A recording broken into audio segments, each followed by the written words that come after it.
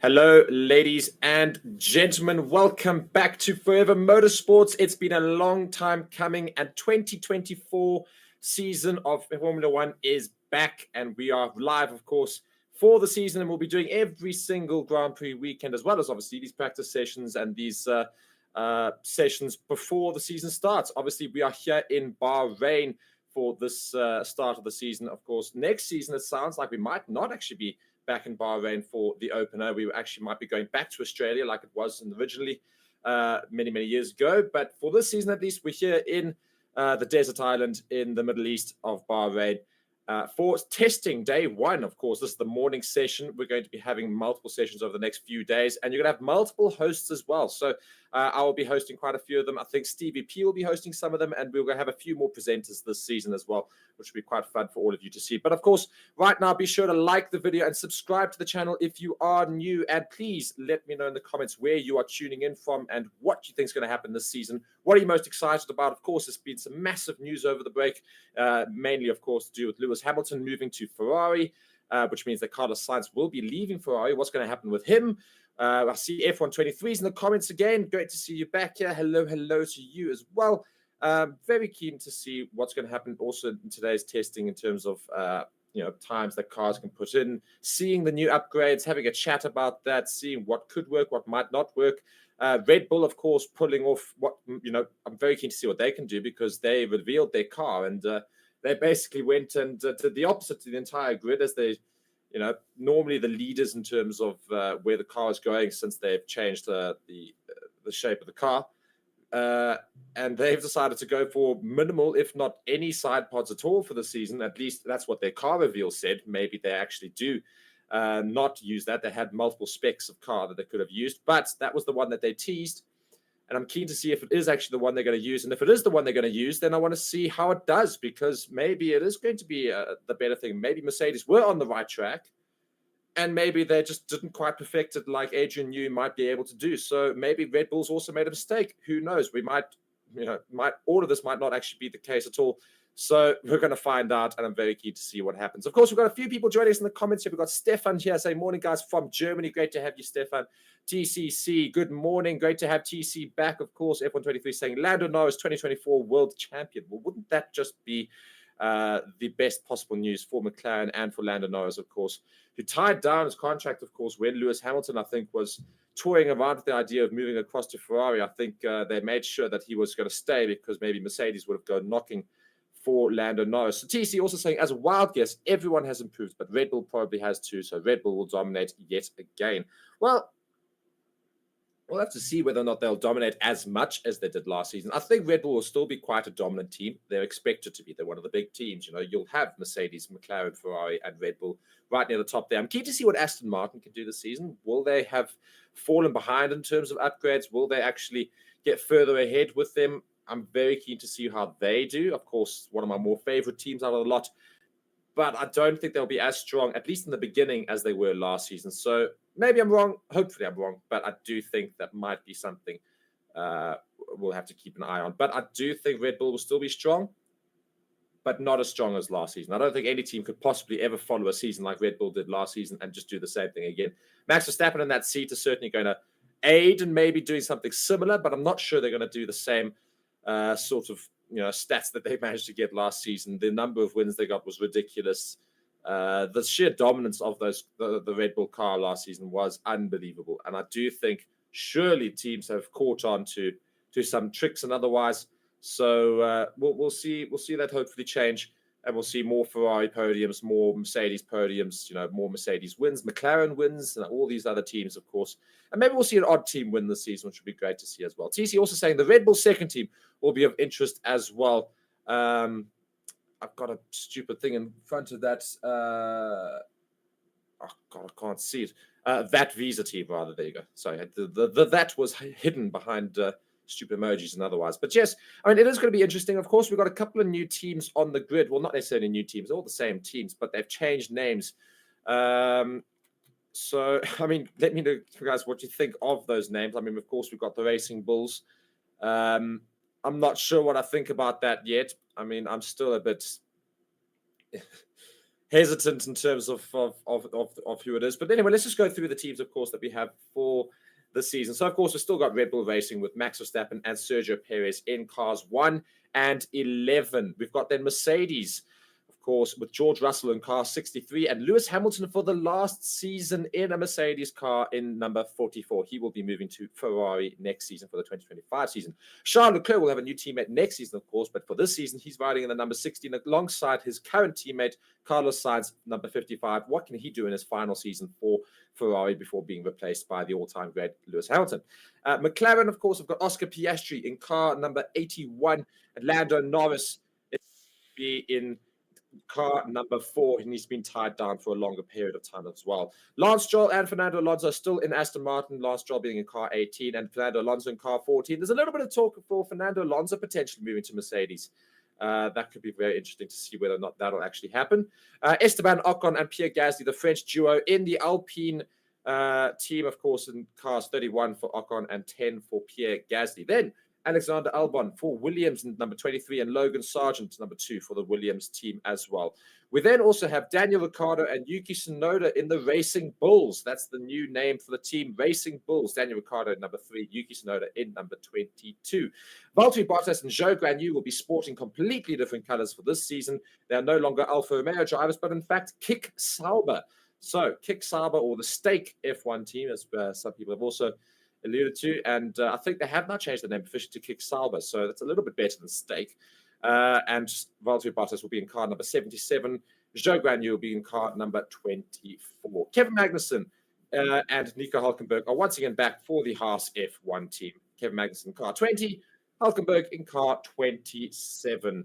And of course, we do have our coverage rolling out now, ready to get going for practice. Well, not practice, but testing day 1, the morning session at least. I'll be live for the first hour and a bit, and then after which we'll leave you with some stats and otherwise. But let's be sure to get some conversation going, guys.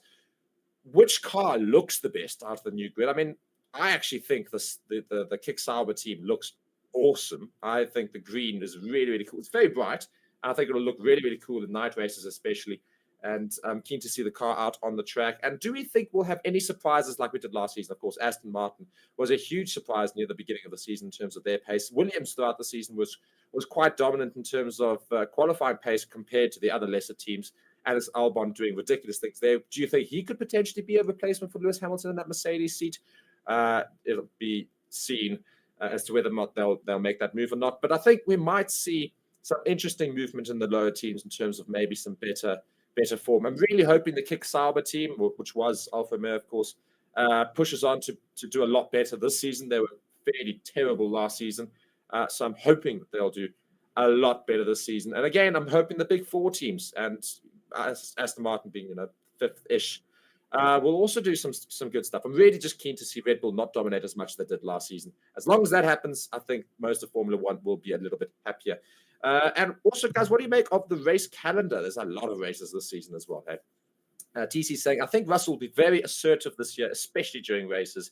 It will be interesting if Mercedes will be giving Lewis team orders and move over, which they were reluctant to do in the past. It is actually a very good point. Will they still back Lewis Hamilton a lot more than George Russell, or will they now allow both of them to fight starts, considering Lewis Hamilton will be leaving them? So, yeah, I'm keen to see what happens there. Of course, they still back Lewis Hamilton. I mean, you can't say Lewis Hamilton doesn't deserve to be backed a lot more, of course, considering his past, 7 drivers' championships in the bag.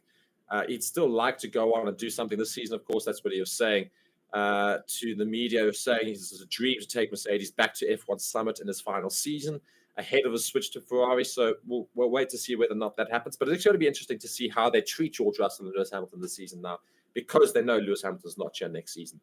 And what does Ferrari do with Carlos Sainz on the flip side of that? Of course, they're going to back Charles Leclerc most of the time, but Carlos Sainz was doing fairly well last season in comparison to Charles Leclerc. They were really both of them around about the same sort of point. At times, Carlos Sainz performing a lot better than his teammates. So will they also make more of an effort to back Charles Leclerc, knowing that Carlos Sainz will not be there next season? All of these things are yet to be found out. But of course, in testing today, what we're actually going to be looking for is the times that cars are putting in, where we're seeing pace, which cars have pace. Will they be sandbagging? Will they not be sandbagging? what are the sort of things that are going to happen. Of course, it's a beautiful day in Bahrain. It's looking very, very bright and very, very sunny. So I'm sure that we'll get lots and lots of test runs. It might be a bit hot at times, so they might take a few breaks, but otherwise we should see teams get some good times on the boards, just to get us an indicator of pace that we might expect, of course. Another thing, of course, to look out for is the fact that we can watch teams individually. We don't have to watch all of them at the same time, because most of the time in testing, we see teams tend to go out by themselves and not really get impeded by others. So hopefully we can get to see each team individually. We can get to have a good look at the cars, what they're looking like this season.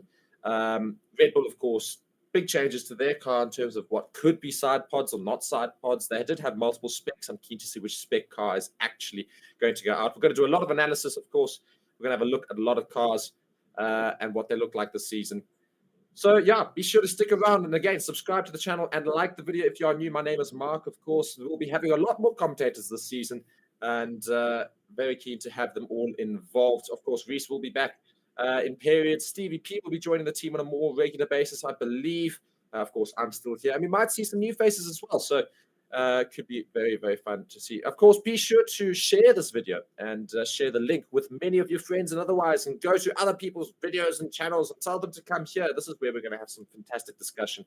And of course, I make sure to try and read everybody's comments as best I can should I see them. Of course, please keep them appropriate. And let's keep this community a nice and friendly space. You can, I think, in the, I believe, in the description, you should be able to find a Discord channel. If you can't, we might link it later. But otherwise, be sure to go check out our channel sponsors, of course, and go and check out the description there for those channel sponsors. We've got BITDEFENDER and ExpressVPN. And we've also got how to watch if you want to find out how you can watch Formula One live completely legally. Option one, of course, connect to the Australian server within ExpressVPN and watch for free on the ORF. There, so that TV channel there via using ExpressVPN, or option two, you can connect to the Belgium server and watch on the RTBF. And of course, be sure to check out our other motorsports content that will be launching this season as well. F1 podcasts, Formula One fan forums, breaking news, track news, race previews, and race reviews. All of these wonderful things are going to be coming your way this season of Forever Motorsports. So it's going to be a fantastic season, and I'm so keen to have all of you guys alongside us. Of course, Formula One 23 in the comments there saying Lando Norris on top. Well, let's see if he will be on top. Of course, about 3 minutes to go until the first testing session will get underway for the 2024 season, where we can finally see these cars get put to work. And we're seeing some cars moving out already from the Mercedes garage, making its way to the end of the pit lane, getting ready to go out for testing. So it's the first car that has made its way out on our screens. It's the car of George Russell, I believe. So, yeah, let's see what he can do. He's got some aerial rakes in the front there to do some aerial testing. Of course, we'll see lots of that over the course of the week. Lots of testing. Oh, 63, sorry, not number 6. Of course, they've got a sponsor that says 6 on the front. But looking at the car, I mean, you can't say it looked particularly different to last season. They've got a little bit more silver back on the car, I will say that much.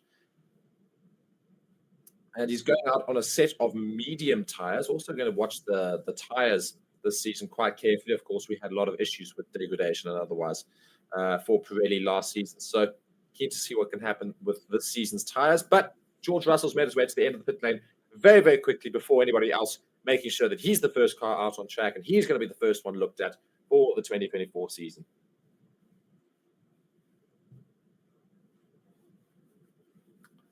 So, guys, of course, please be sure to let me know which team are you supporting for the season. If you are, please be sure to drop your name down below and say where you're from, and let me know your thoughts on Formula One. Ask me some questions. I'm very keen to answer some questions. Please be sure to ask me some questions. It helps me, of course, just get through the session if in case there's not much action happening out on track. I see another car has made its way out of the pit lane. I believe that is the Aston Martin of Fernando Alonso. Very keen to see what he can do this season. Of course, the oldest Formula One driver in history, very experienced, is Fernando Alonso, of course. So let's see what he can do in what is hopefully an improved Aston Martin, not just a stock standard, same as we have been seeing. So some things to also look out for. We're talking about Aston Martin. I think that's one of the teams we're going to go to straight away. It's particularly important for the main would-be challengers to F1's championships, namely Mercedes, Ferrari, McLaren, and Aston Martin, as they look to hit back in 2024 after Red Bull and Max Verstappen produced the most dominant season in the sport's history last year. Mercedes W15 and Ferrari's SF24 cars represent notable step changes in design from their respective disappointing 2023 challenges, but Red Bull themselves have produced what appears at their launch to be a surprisingly aggressive evolution of last year's all-conquering car with the new RB20. Verstappen, who won 19 of last season's 22 races, ridiculous, is aiming for a fourth consecutive World Championship this year, describing his 2024 Challenger as not a conservative car, while noting the continued convergence from everyone else towards Red Bull's class-leading design of the past 2 seasons. And with that, of course, I'm seeing the Kick Sauber team make its way into the pit lane as a green light has been given for 4 hours of testing in day one's morning session. For the 2024 season, we are finally seeing these Formula One cars make their way out onto the Bahrain circuit. And we've got a Mercedes and Aston Martin, followed by a Williams, followed by a Kick Sauber, and which does look awesome, by the way. I'm sorry, it actually looks very, very cool. Very keen to see how Kick Sauber does. So it looks like an amazing car. Hopefully the times that it goes with will be not obviously as amazing. We won't expect them to do brilliant things, but hopefully somewhat near. And there's the main car, the big show of the day. The Red Bull of Max Verstappen on hard tires is going to be making his way out of the pit lane as well very, very quickly. And there we go. Formula One is underway. All of the teams making their way out there. Going to be great to watch. And that Kick Sauber car looks freaking awesome, by the way. It is so, so cool. I love it. Actually, this is my new little favorite. I'm going to be rooting for them a lot more. I mean, it's so cool. It actually looks amazing. I didn't think it would look this good on track, but it looks really, really cool. I think it's going to be quite a hit with a lot of people. So there we go. We've got Lindiwe back in the comments again, of course. Great to see you back here, Lindiwe. Hello, everyone. TC saying, what is the purpose of sandbagging? I can never see the point of hiding the car's performance. Well, I suppose is to basically give other teams a false expectation in terms of where they should finish in the first race and otherwise. And I think it's basically just to try and dummy people into not giving all in their cars so that they can reserve their pace, knowing they're still coming out on top and reserve that pace. And then they might make a mistake where another team suddenly comes out of nowhere with a lot more pace. So that's the concept. I do agree, though, it doesn't really make sense a lot of the time because all you're doing is just hindering yourself. Just go and be the fastest you can be and see if anybody else can match your pace. Formula One 2023 is, or not 2023, but rather 23. Is there going to be a track map and stuff? Yes, there is. It's going to come up very shortly. Currently, we do not have the timings available to us. It's not quite working, but we're working on that in the background. So do not fret. We'll get the timings up very, very shortly, but just don't go anywhere. We'll get that up. And meanwhile, I will give you the timings as and when they come in. Rod Shepard also saying, go Williams, hoping for a steady increase in performance this season. Yes, as I said, don't worry about it. You're more than welcome. I will give you all the information as we get it. We are more or less 3 minutes into the session. People are going to be starting their first hot laps here in Bahrain very, very shortly. And of course, be sure to subscribe to the channel as well in terms of our gaming channel. We've got a gaming channel dedicated within the Forever Sports media team, where every week before a Grand Prix, we will be doing a gaming session. We will obviously be uploading the weekend that it is. So Bahrain will be next week. We'll be doing a whole big race with that, with the entire Forever Sports team and friends. It'll be great to see as well. The Ferrari car looks very, very good this season. We were just seeing there Nico Hülkenberg,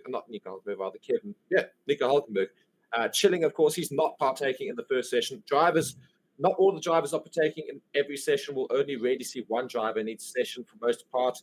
And we're seeing here the Ferrari, I think, start a hot lap.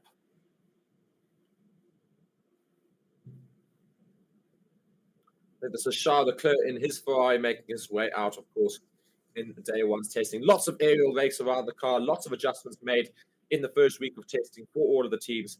So very important to get all this data in so that all the engineers can adjust the car as necessary to get as much pace as possible for the season ahead. Of course, most of the cars should be pretty much ready to get going, but this is crucial testing data in comparison to all the other teams to see what other teams are doing and then to make those changes. Because prior to this, of course, it's a bit hidden. Now it's all exposed. Now everybody in the world can go and scrutinize and see anything and everything that's happening with these cars.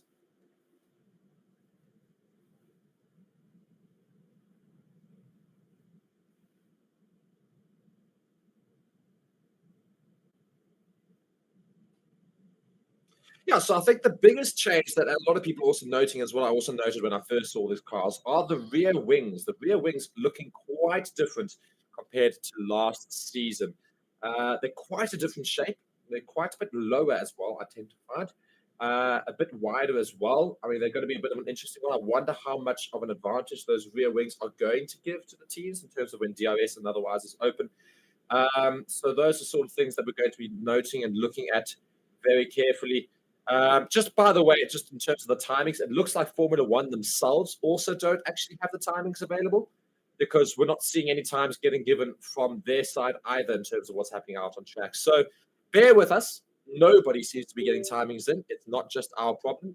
All of the timings across the board, including Formula One themselves, seems not to be working. So I'll just let you know what it looks like. The Ferrari here of Charles Leclerc is out on hards. He doesn't seem to be pushing all that hard. Just watching a replay of him out of one of the corners. He just has a little bit of a drift there already in the car. So a little bit of understeer he got in his Ferrari Charles Leclerc, but not too much of a problem for himself. Yeah, so we seem to be able to get timings coming in now as we're seeing an Alpine make its way back into the garage. So I think we're going to be able to get timings for you very shortly. I think we're just going to have a quick switch in studio, and then we'll be able to get those timings for you. But of course, we'll just see what's happening out on track in the meantime. So Esteban Ocon in and Alpine has made his way back to the garage with a little bit of data. But now in the Haas garage, of course, no longer got Gunther Steiner there. He's gone, which is a bit of an upsetting thing for most of Formula One. Going to be a bit weird not to see him in the garage and not to have him chat about it. But we'll see how they do under their, of course, last year's senior engineer.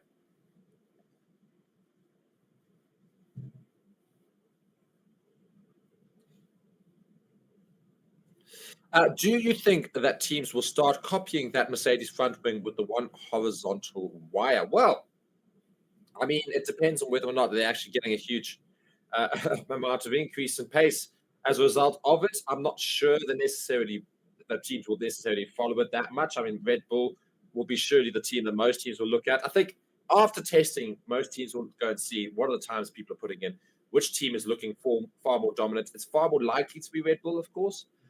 So they'll be probably watching them a lot more than most. But maybe Mercedes find a hell of a lot of pace, and teams will start to look at Mercedes' car and think, yes, that's what we're going to make the changes to. Of course, Mercedes have got silver back on the car again. Great to see the silver back a little bit on the front. It's not as much as we've seen in the past, but the front nose is silver, the rest of it black, as we saw last season. So good to see a little bit of those silver arrow design coming back into the Mercedes. So George Russell, of course, making his way out in this first session for Mercedes in his blue helmet, blue gloves, all matchy with the blue of the Mercedes team. He seems to be going around at fair pace with his aerial rakes on. Not a single car's made its way out without the aerial rakes to get that data in as quickly as possible. We're almost 8 minutes in. The timings will be coming up very shortly for you, so you can get some stats as well. Yeah, I mean, it's quite important that these cars need to be stable going into Bahrain. The drivers can't be fighting the cars as much as they might have done last season and in some parts. So it's quite important that they try and get that done. Also, we're going to see some porpoising from some cars during testing, as we have seen in the past, of course, in terms of testing times. But I'm not seeing any porpoising from the Mercedes right now of George Russell, which is good to see. So that's an immediate issue that doesn't seem to be an actual issue for Mercedes. So yeah, I'm also keen to see how much pace people can find in these next few days of testing. How much pace can they find as a result of just little adjustments to the car, changing some things, seeing what works, seeing what doesn't work during this testing week.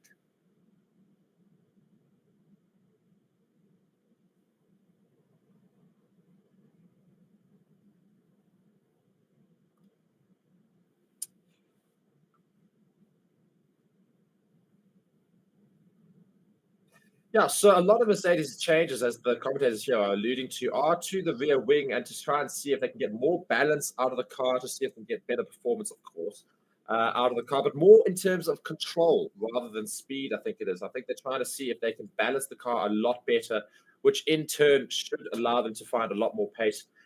Because a more stable car can speed up and accelerate and slow down a lot better, can get out of corners a lot smoother, it can hold up to lines a lot better, which just means that pace will be a much better thing. We have seen that the Mercedes car in general is quite a fast car. It's got the pace to match, but otherwise just seems to be lacking in terms of design. So if they have improved those factors, we might see another dominant Mercedes back on the grid, which is good to see, of course. Toto Wolff have been watching on and hoping that it's going to be a significant improvement for Mercedes. And I think a little bit of spite might be there in Toto Wolff's season as well, to try and make sure that the Mercedes is better than the Ferrari, and hoping that Lewis Hamilton is essentially making a mistake going to Ferrari, and that he should have stayed at Mercedes if he wanted to be a competitive driver. So the McLaren here has made its way back into the pits as well. The McLaren this season looking very, very nice, with a little bit of that black stripe as well in terms of the paint job. Its rear wing has also changed quite significantly. It's got that little pokey thing right at the back. I don't know what to call it, but it's like a little like tower just before the actual wing itself. All these cars have got for this season, which looks particularly interesting. The Williams car is looking very different this season, a little bit more silver and quite a different blue as well. I actually quite like it. It's got a lot more red and white as well on those rear and front wings, with Hugo sponsors right across it. And of course, we've got Kick Sauber in that bright green, which is looking very, very cool.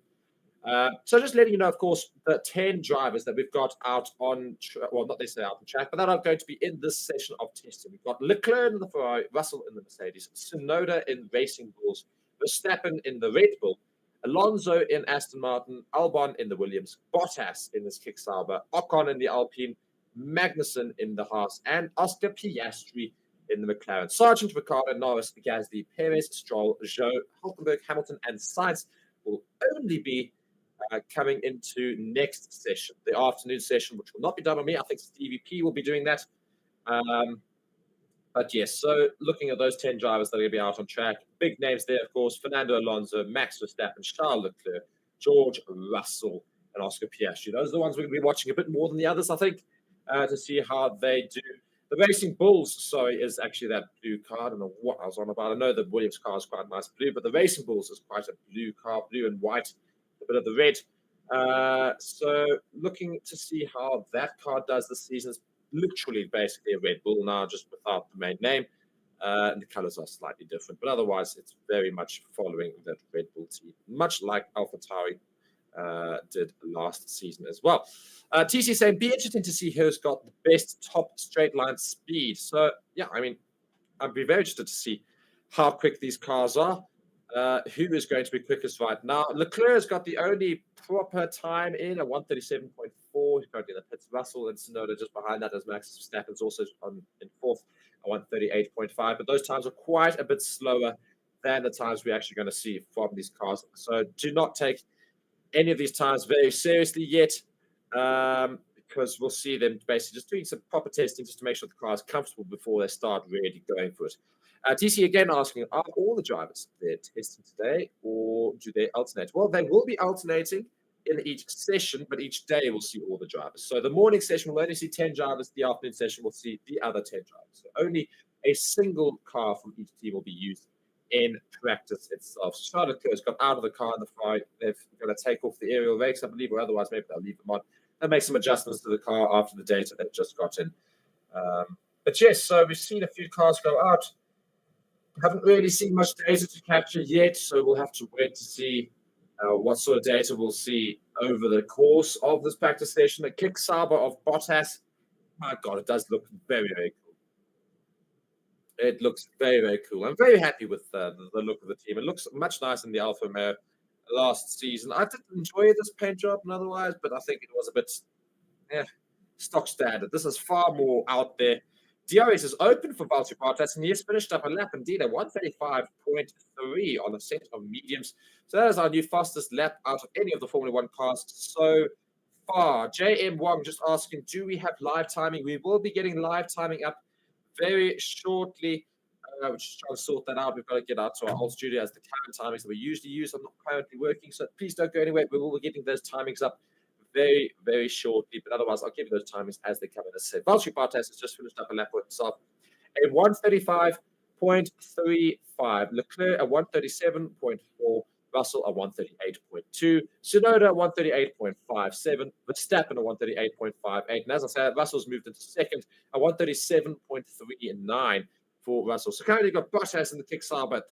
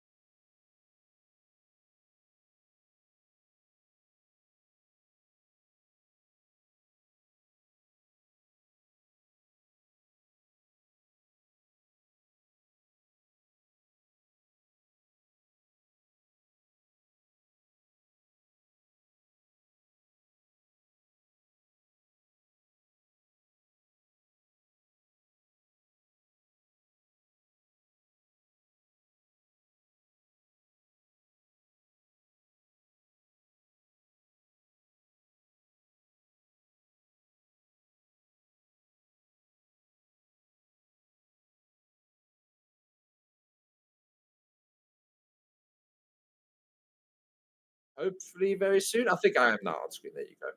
I am indeed on screen. So there you go. Hello, everybody. And we've got testing timing boards here. We've got all of the trackers. We'll sort out the spacing for the track map, of course, just missing its main straight slightly.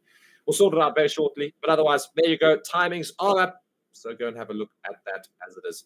It's quite funny. It's still got Bottas with a like maroon color next to his name. It's in fact actually green these days in this King Sauber. And again, I'm keen to see what it can do this season. I'm hoping it's going to be like Williams last season, where it's going to surprise us a bit with pace, because I'd really like to see them do quite well. I think it's going to be quite a fun team to look at. Valtteri Bottas and Guan Yu Zhou. I quite enjoyed both drivers, so I really hope that they can do quite a lot for the team itself. Adrian Newey not sporting any sort of Red Bull attire. Everybody there in the Red Bull garage has got the Red Bull shirts and all the stuff on, and he's just rocking casual jeans and a t-shirt, looking very, very basic. But of course, the most important person in that garage probably is Adrian Newey. So we'll be watching him very intently. Of course, who we've not seen, and there's a bit of a quiet story on, is of course Christian Horner. The outcome of what happens with him is going to be very interesting. And I think we'll wait to see whether or not we'll see Christian Horner at some point during the season. Will there be any information about that? Of course, after his very, very difficult time in the last month. Not saying that he doesn't deserve to have had a difficult time, but of course, we all know. Well, otherwise, if you haven't known, go be sure to search what's happened with Christian Horner in the last couple of months. Really not the best way for Red Bull to start the season. But so we'll be looking at Adrian Newey a lot more, and speaking, I'm sure, to Adrian Newey a lot more than most. Magnussen now finishing up a lap for himself in this Haas. He's got mediums on. He's got an aerial rake only on the front right. So they seem to be worrying a little bit on the front right, maybe in terms of tire pressure. And otherwise, he finishes up his lap. He moves into second, a 135.692.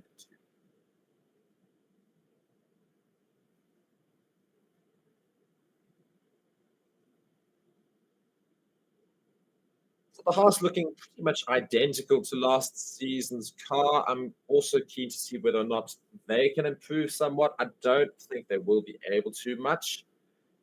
They're under new direction, of course. Just looking at their new team principal, he was the lead engineer last season. This season, he is going to be principal, and that is the Japanese man. And I'm waiting for his name to come up because I'm very embarrassed to say I've forgotten his name. But I'm going to quickly search it. So this season, Haas's team principal for 2024 is Komatsu. Yes, that's the one. Sorry, I do apologize. But yes, it's Ayao Komatsu, I think it is. But anyway, yes, he will be the team principal for Haas this season. We're not going to see Günther Steiner in the pits anymore, which is upsetting. But, you know, I'm sure Komatsu will do some amazing things for Haas. Maybe he'll take them to the next step, and that Gunther Steiner was unable to do. TC saying, I hope Newey goes to Ferrari next year for a challenge. I'm obviously a Lewis fan, of course. If Lewis Hamilton, Charles Leclerc, Adrian Newey are all at Ferrari, I mean, imagine all those sort of things happening. But I do not think you'll see Adrian Newey go to Ferrari for next season. That's something that I just don't see happening. J.M. Wong, who's a bit of a new, well, not necessarily. I'm not sure if you're new or not, but otherwise, I haven't seen your name all that often in the past. So thank you very much for sending me through some chats. Who do you think will complain first about the W15 front wing loophole?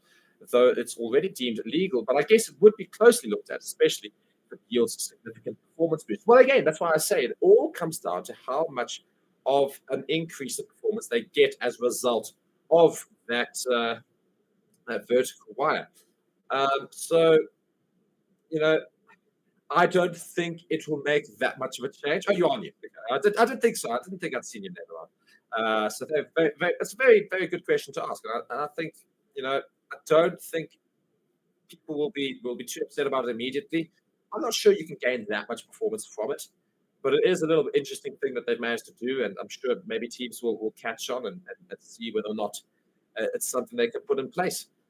We'll see now Fernando Alonso in the Aston Martin go around. Just going to finish up Sector 1 right now. Let's see what it can do in comparison. The DRS is wide open. Again, DRS and the rear wing for a lot of these cars looking quite different to last season. Oh, we went very wide there, Fernando Alonso. But he is up in Sector 1 quite significantly, almost a whole second up on Valtteri Bottas's kick saber time. So let's see what we can do for the rest of this lap. We've got 4 cars out on track right now. Albon, Alonso, Tsunoda, and Kevin Magnussen.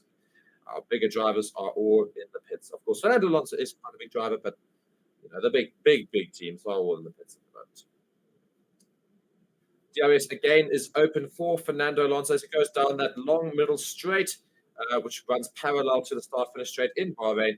He goes around now, the very fast left-hander into the quick double right-hander.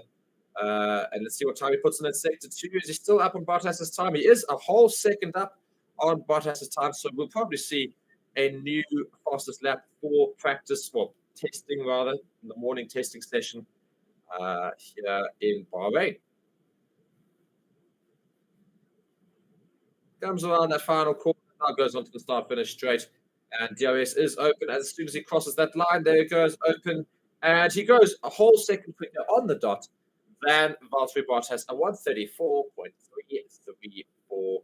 Bottas with a 135.334 as well. Well, second down, but still 0.334. So a decent lap there from Fernando Alonso in his Aston Martin, getting some good data in for the team, of course. He's got no aerial rakes on the car, so they're not tracking any aerial data on that run. They're just checking to see maybe some pace in that car. Aston Martin looking near identical to last season as well.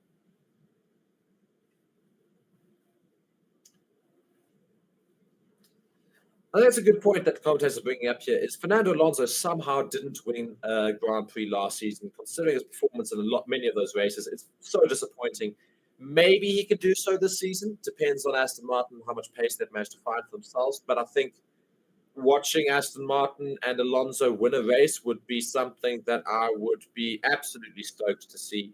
And I would love to see it. As I said, we're just having a look at that Mercedes vertical wires that they've got holding down the front ring, of course. It is very interesting to look at. I think a lot of people are very keen to see what it does. Is it going to be something that's going to be copied across the many teams? Of course, their front wing looking quite different to most teams. So it's very, very interesting to see what they could possibly do with that. I'm also really keen to see if Mercedes have improved dramatically. Just looking at a replay of the front wing in motion, that the top panel essentially is the very interesting one. I mean, yeah, there's like a very, very thin piece that attaches the last plane or pane of the front wing to the rest of it. And I think that's what's so interesting. Everybody else has got very straight wings, and Mercedes has got basically an inward wing like that at the front. So whether people will copy it or not, we'll wait to see. I don't know how much pace it's going to find them. Maybe it does find a significant amount of pace. Then Mercedes were onto things last season in terms of their evolution of the car, and I think in terms of good research and development, I think they are onto a lot of things, but I just don't think they executed it quite well. I think you'll probably find Red Bull probably saw a lot of things they tried and thought that's actually a really good idea, but they should have done this because Adrian Newey might know the better thing to have done. Maybe they decide to put that in place and then they can still be better than the Mercedes. But I really hope the Mercedes is a bit of a better car this season. Jane once again asking, do you think Williams can take the fight to Alpine for a possible top 6? Well, they did very well last season in terms of a lot of pace and a lot of races. Alex Albon was incredible. I still think he should deserve a move to a bigger team. But he'll be in Williams again for the season. So let's see if he can still perform quite well for them. I'm really hoping they can. It also comes down to Logan Sargent. It's a big season for Logan Sargent. If he doesn't do well in the first half of the season, I think you'll see him axed. I don't think you'll see him stick around for very long. I think Guan Yu Zhou's also got a lot to prove because, yes, he was in a terrible team last season. But again, I still think he needs to improve as well in terms of pace. Looking at the Kick Sauber team, they're removing the front wing. They're doing a lot of things to Valtteri Bottas' car. But it does look very, very cool, this Kick Sauber car. I mean, I love the green, actually. I really do love it. But just going back to your question, I think Williams could. Yeah, I do think they could. I think it comes down to Logan Sargent a lot, and of course, the pace of the car. We'll see whether Alpine have managed to make some decent changes and some upgrades. Of course, the French team, all the French drivers and everything, will be looking to do a lot better than they did last season. I don't think last season was a particularly good season for them. They barely challenged McLaren, which they did the season prior. So I'm hoping that they can improve as well. But if Williams can improve dramatically as well, yeah, I do think they could very much fight for a possible top 6. I also think Aston Martin, we have to watch them. Will they actually be a guaranteed 5th and higher place, or will they actually be fighting a little bit lower down? Of course, last season they were doing very well near the top of the grid for a fair while. Alonso doing a lot of things there for them. As I speak about Alonso, just put on the new fastest time of 1:33.8.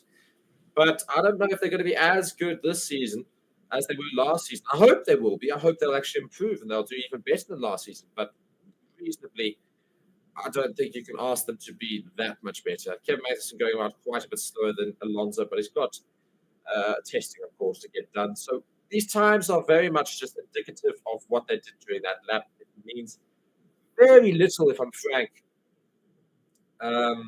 compared to the times we'll see in qualifying and practice next week in the actual Grand Prix weekend, which gets going.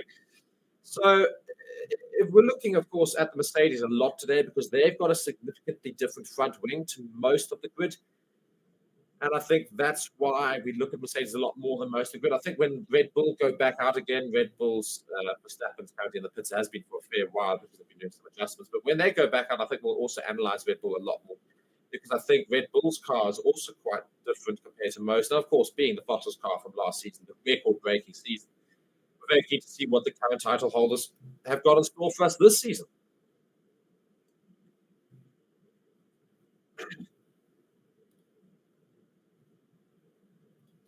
So if we do just quickly have a look at this season schedule in 2024. Of course, we've got Bahrain next weekend, 29th of Feb to the 2nd of March. It's a normal Grand Prix weekend. We've got 3 practice sessions, qualifying, and a race, which will be taking place on the Saturday this year at 6 o'clock, at least local time, in Bahrain, 6 o'clock on Saturday. Round 2 will then be in Saudi Arabia. Round 3 in Australia, round 4 Japan. Now, this is where the big changes have been happening. Japan usually much later on in the season. It's been pushed much earlier. They're going to try and change the schedule around a lot more in terms of logistics. They're keeping it a lot closer together. It's very interesting. We're basically moving around the globe. So we're starting in the middle of the world. I'm going to try and do this opposite. So if you think of the world map being over here, I'm going to say, so we're starting pretty much in the middle with Bahrain and then Saudi Arabia right next door. We're then moving to Australia down here. Then to Japan, then we're going to go around this. Then we're going to go from Japan to China. We're going to go around this way, of course, the world to the USA, before going to Italy in the middle. Then we're going to still in the middle for Monaco straight after that first Italy one. It's the Emilia Romagna Grand Prix in Italy. That's the first one. And the first American Grand Prix is in Miami. We then go to Monaco, famous Monaco. Then go to Canada. Then back to Europe, to Spain, then Austria, Great Britain, Hungary, Belgium, Netherlands, and then we go back to Italy for the Gran Premio d'Italia, which is very, very cool, which is basically Monza. Then we go to Azerbaijan a little bit later on in the season than it usually was. Singapore follows that. Then the USA, then Mexico, then Brazil, then the USA again, then Qatar and Abu Dhabi. So we more or less finished the same way we did last season in terms of going from the USA or a circuit of the Americas to Mexico to Brazil to Las Vegas to Qatar to Abu Dhabi. But the ones before that, Singapore, Azerbaijan, those ones are out of nowhere, basically. And also Spain. We've heard a lot of rumors, and I think it's confirmed that next season we'll be having Spanish races not in Barcelona. It's going to be in Madrid, which is a lot of people not quite keen for that. But yes, Reese Stedman back in the comments there. Of course, Reese being one of the commentators, you'll be seeing his face on the channel quite a bit this season as well, saying F1 is back. And yes, I think all of us are so excited to see F1 is back. We're half an hour into the session. Lots of data is being captured for a few of the teams. Still not much indicative of proper pace. We're not going to really see that all that much. I think in this session, at least, you might see it later on in the other session. But maybe towards the end of the session, you'll see some quicker pace being put in. And Lindy, we're asking, finding a candidate for Lewis Hamilton's seat next year will be tough. That person could essentially be a placeholder for Kimi, F2 performance depending. What do you guys think? I'm not sure you'll see Kimi back in the Formula One car anytime soon. Well, obviously,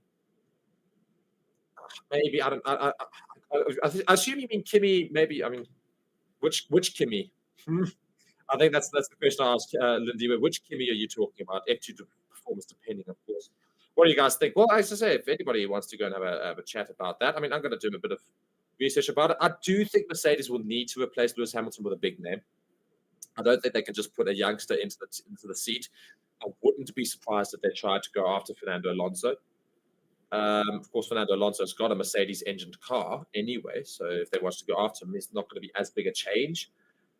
And of course, it's a big name, good experience for the car. I still think he's racing very well. Reese also saying, thank you so much for the coverage. Well, you're very much welcome. But I mean, Mercedes, I still think, yes, maybe he's not as big a name, but I still think they should be going after Alex Albon. I know Alex Albon's a Red Bull contracted driver and otherwise, but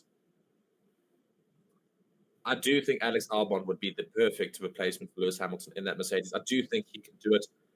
He's grown up a lot more in the last season. Alex Albon last season, I think that's why he did so well. It's also because he grew up, he matured a lot, and he became very serious about his driving. When he was in the car, he was a very serious driver. That's the point. Outside of it, yeah, still joking around, still doing a few of his hair things and stuff. That's absolutely fine. But when he gets into that car, he is a serious, serious driver. There's no jokes. There's no humor too much with it. He was being very serious last season, and he was driving very aggressively. And that's what you want. So I do think he could be an outside chance to maybe replace Lewis Hamilton in that seat. I think that could be very fun to see. TC saying, one thing that amazes me with the normal road cars, you see a new model every 5 or 6 years or manufacturer, but with F1, they build a new car every year just after a winter break. Indeed, they do. But at the same point, they do and they don't. The same way you've got like different, if we look at like a BMW, for example, you've got a 1 Series, a 3 Series, 5 Series, they're all of them very similar.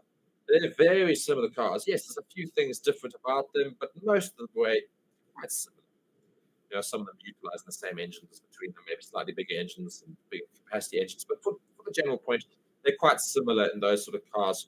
But yes, they do a whole range of those new cars every 5 or 6 years in the road cars. Formula One, they've only got one single car to focus on, which they make a new one every time.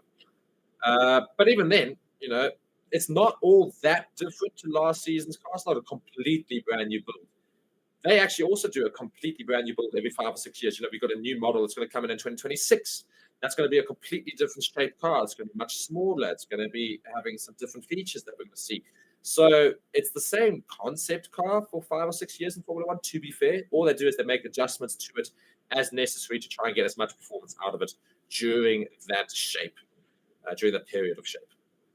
So speaking of period of shape, we've got, of course, Max Verstappen, last season's current world champion, last season's all dominant driver in his Red Bull, going out on a set of hards. He's on an outlap right now. Let's see what he can do in his Red Bull. And I do apologize. I will be back in just 2 minutes' time. I'm literally just going to go grab myself a water. Please be sure to comment any of your thoughts so far, and be sure to subscribe to the channel, like the video, and ask me some questions that I can come back to and answer, and we'll keep the discussion going. I'm just going to quickly go and get some water. So I'll be back in 2 seconds.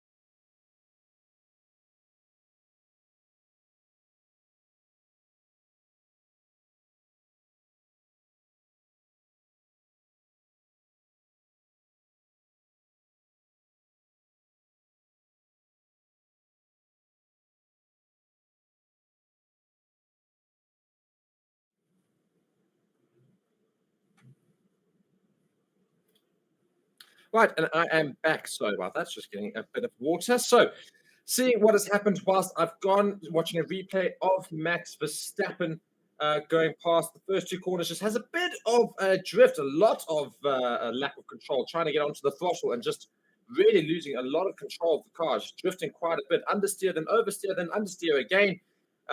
Really not having fun out of that second corner in Bahrain there. So, that'll be something to look at. And then also looking at him coming into the second sector, he just misses the turn completely, goes into it, and the car just refuses to turn for him. So, whatever adjustments they made to the car, I think he's trying to push the car a little bit more now, but there's still some stuff that needs to happen, I think, for that car, because he's struggling to get the car to basically do as he wants it to do.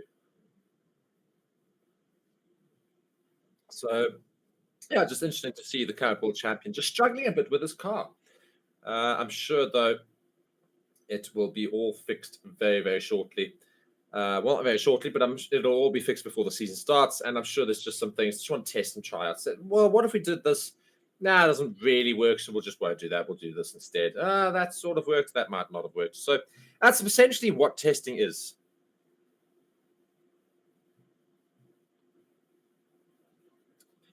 Um,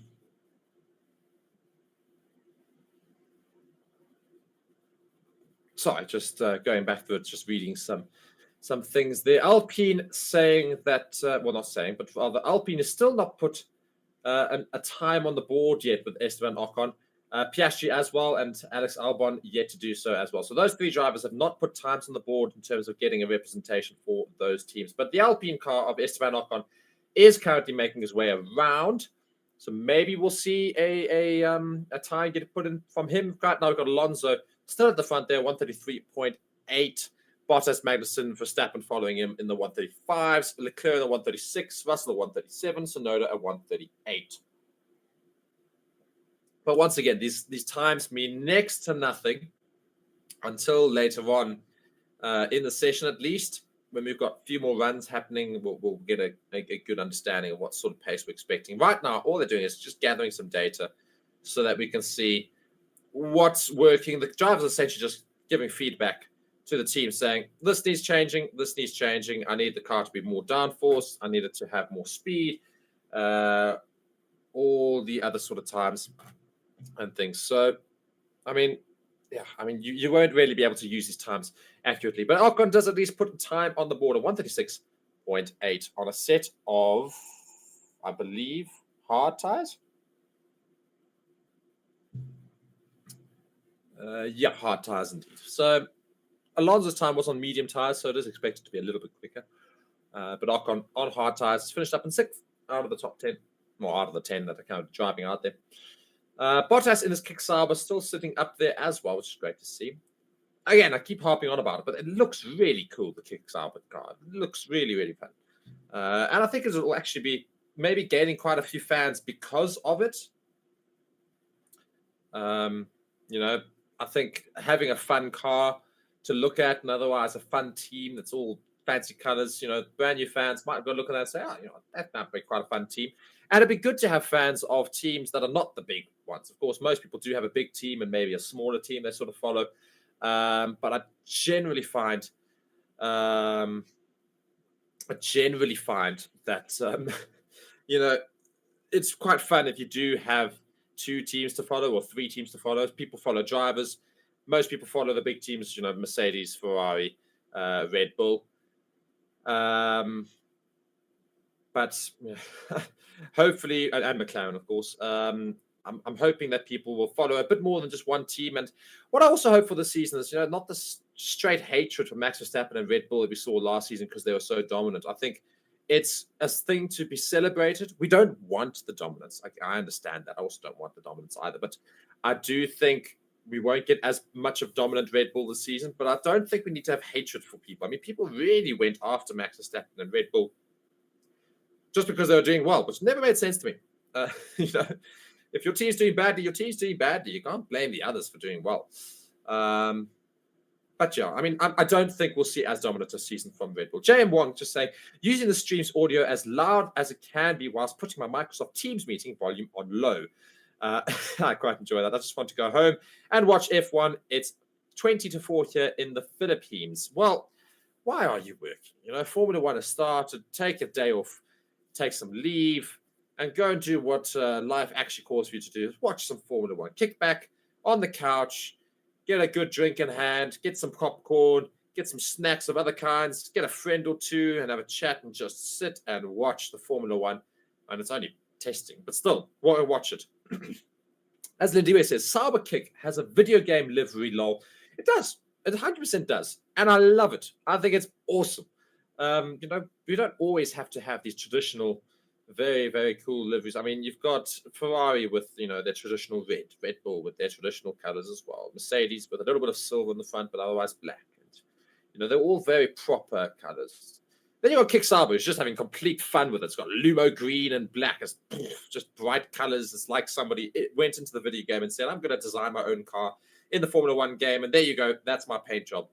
And they basically probably just took that out of the game and went, cool, we'll just apply that to real life. I think it's brilliant.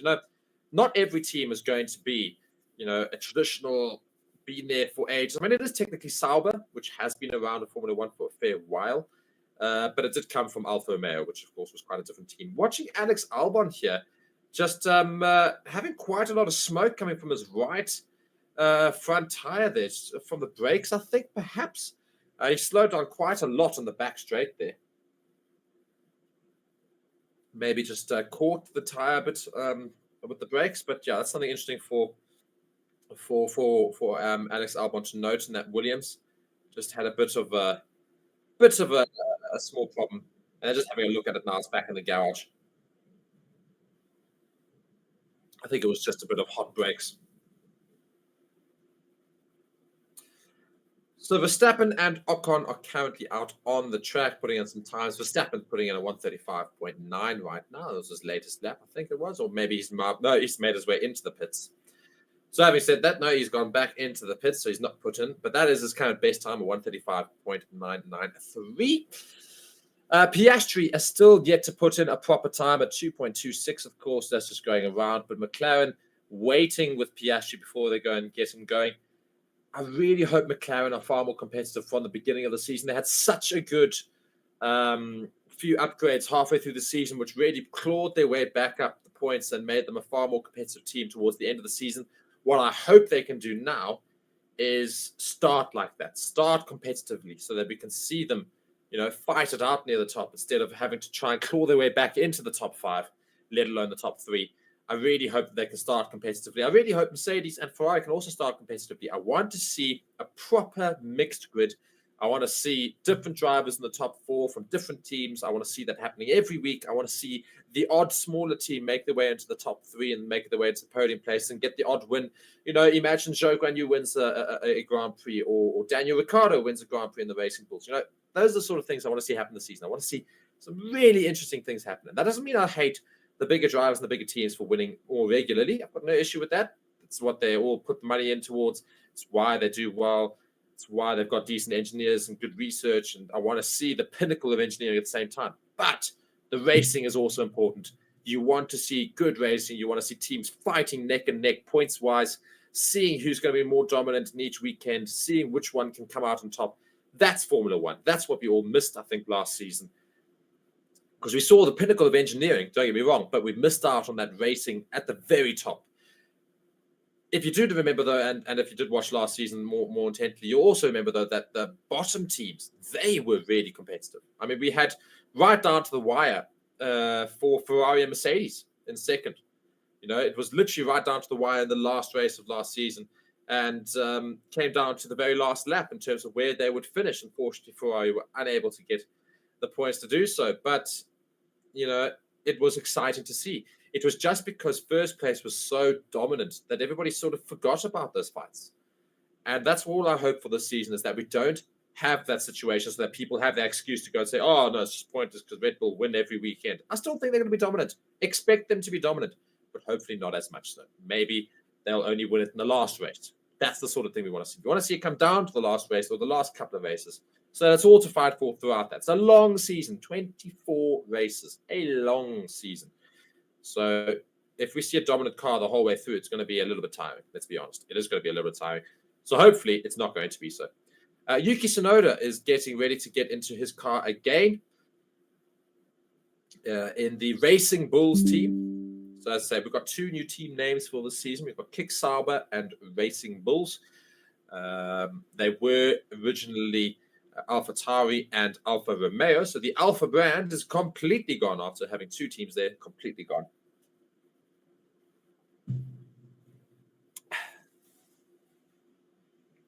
Be sure to ask me some questions, guys. Of course, we will be sure to answer them. Maybe give your thoughts on last season, what you're hoping for this season. What are your thoughts in terms of the cars that you've seen? What do you like about them? What do you not like about them? Are there any drivers that shouldn't be on this grid? Are there drivers that should be on this grid in their place? Be sure to ask those questions. Let's have some discussions. I'm keen to get through it all, of course. Max Verstappen's finishing up a lap here on a set of hard tires. Quite a lot slower than Fernando Alonso's time. It's going to be about a 137, I believe, or 138 even. 4.3 seconds off of Alonso's time. Not, again, a problem for Red Bull. They're just getting data in right now. So you don't have to be concerned with any of that. But, just giving the times as and when they come in.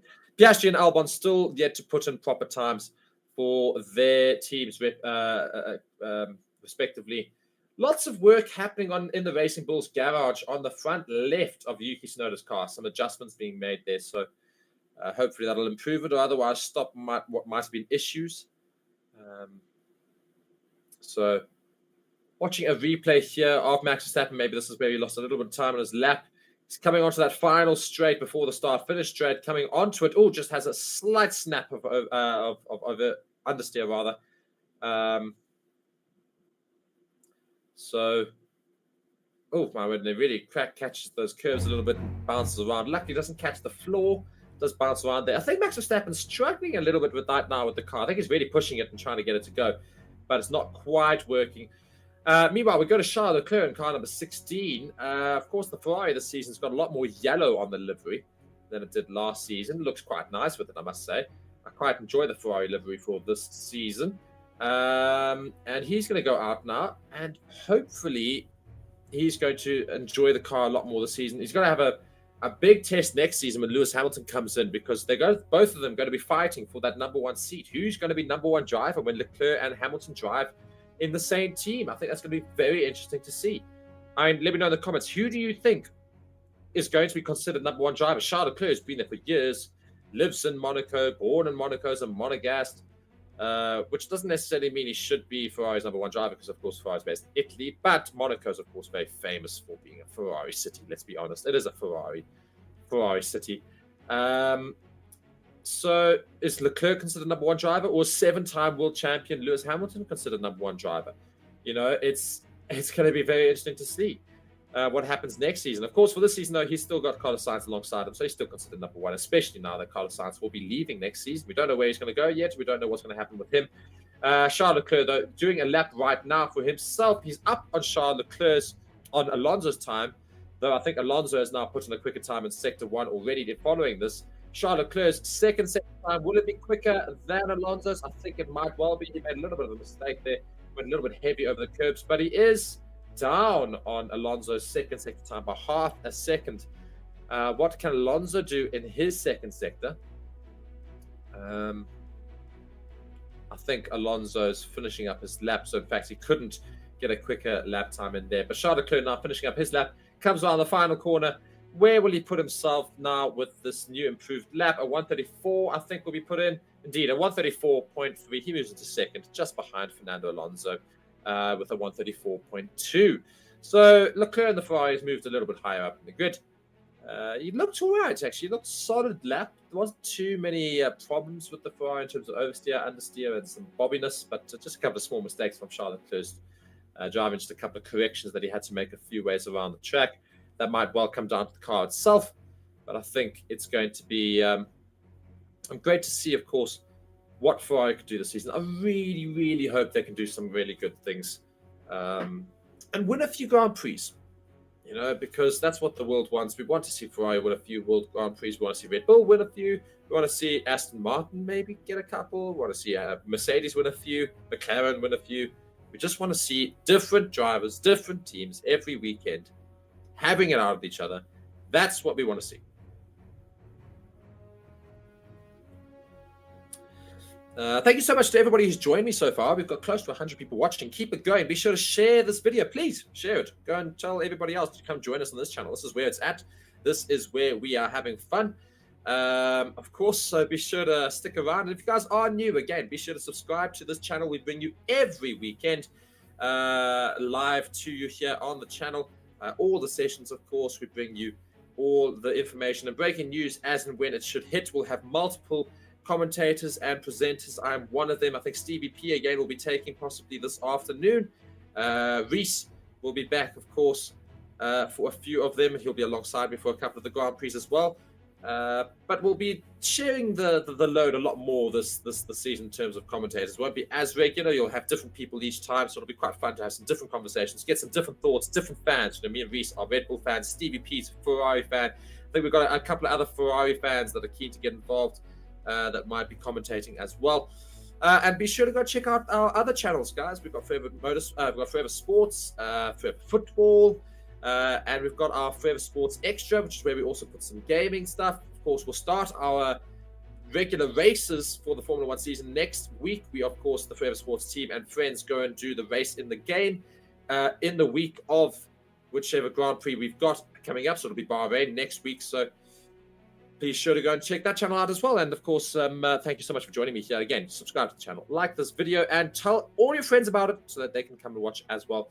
Very keen to have some good conversations this year and going through it. We've got a lot of regulars, of course. Lindiwe and F123 being some of those regulars. They're putting out some comments, of course. Lindiwe said, my prediction is Charles will be the #1 driver in 2025. Then Ferrari will switch to Lewis Hamilton in 2026.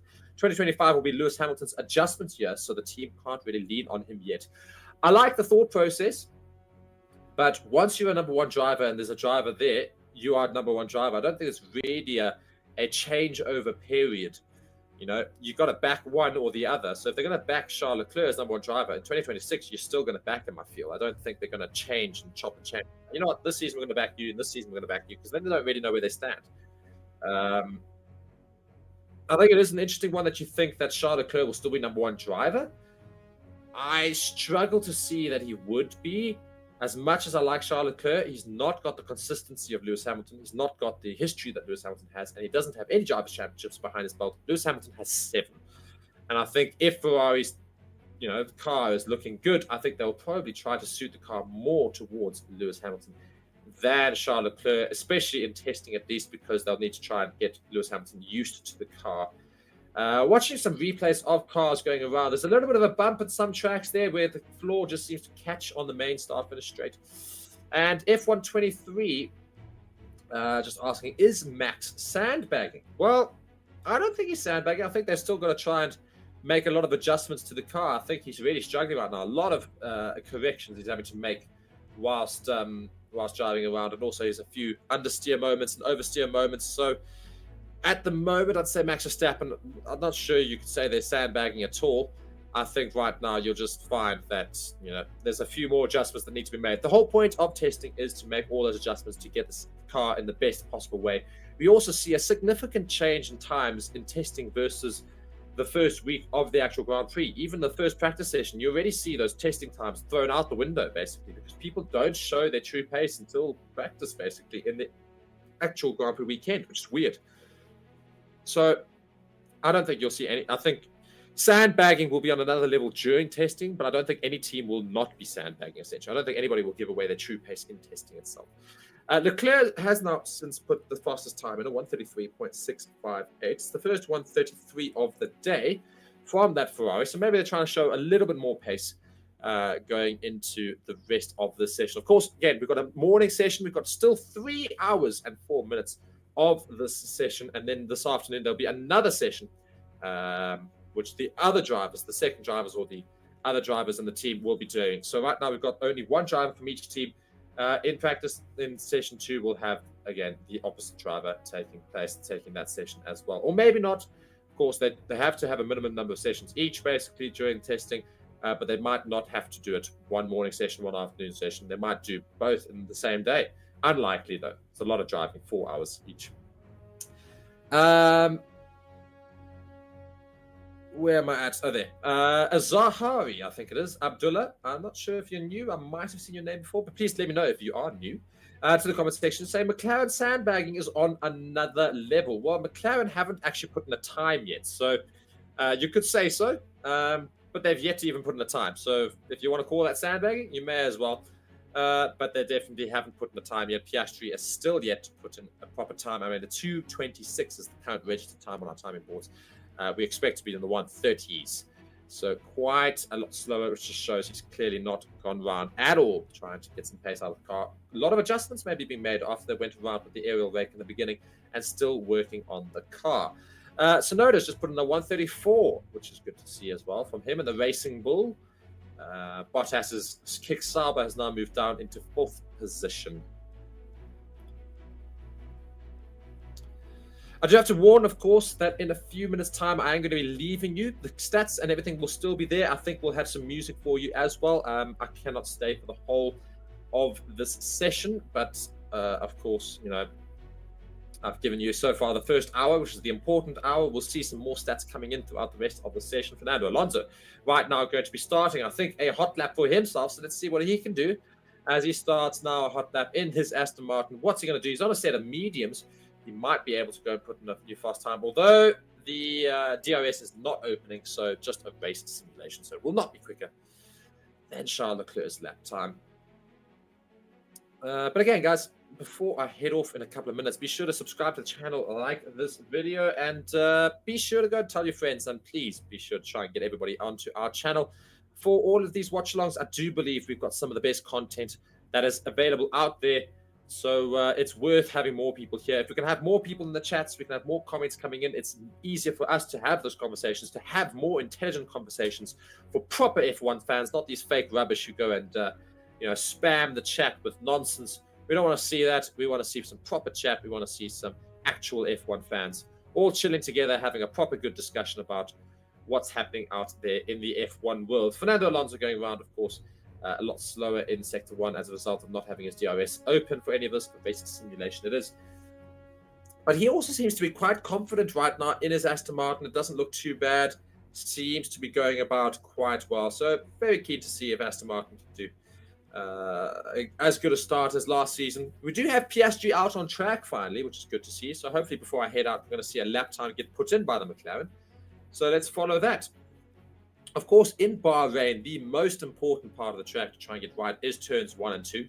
The immediate turn 1 and 2 is where we see a lot of overtakes happen next week. So I think getting the pace going into those corners, coming out of those corners, very, very, that's the important part they need to focus on. I think teams, in terms of this testing, that they can think about a little bit going into next week. That's going to help them make a lot of overtakes and get themselves further up the table.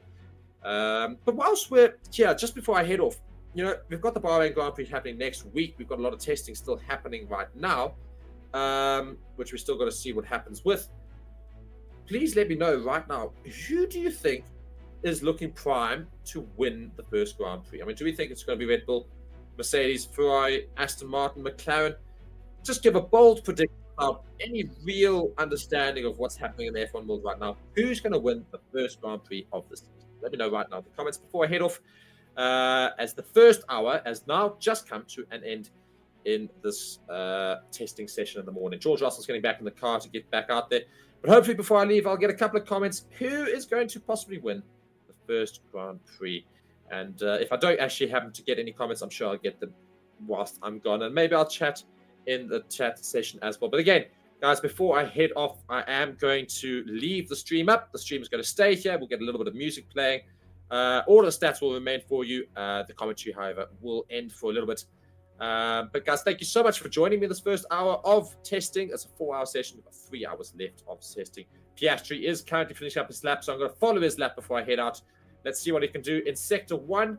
Not too bad for himself. He's still down on Charles Leclerc's time, but at least we're seeing a time getting put in by the McLaren, so we can see how they're doing. Then only Alex Albon still needs to put a time in for himself. He's in the pits right now. Piastri now coming down the parallel DRS straight to the start-finish straight, of course. On the other side there, he'll come into that sharp left-hander, which has a long left-hander to a right-hander to a much sharper right-hander following it before that long straight before the start-finish straight comes. Piastri's time is currently quite far down. Charles Leclerc's time 4.4 seconds down on it.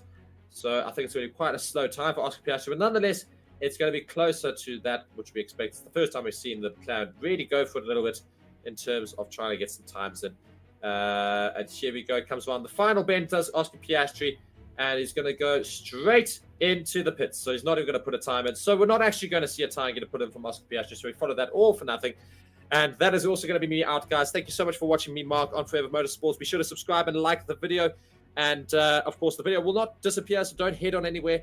All of the stats will remain for you. We'll get some music, and the stat and the track map will, of course, be going as well. So don't go anywhere. And, of course, join us for Session 2, the afternoon session on day 1. That'll be with Stevie P.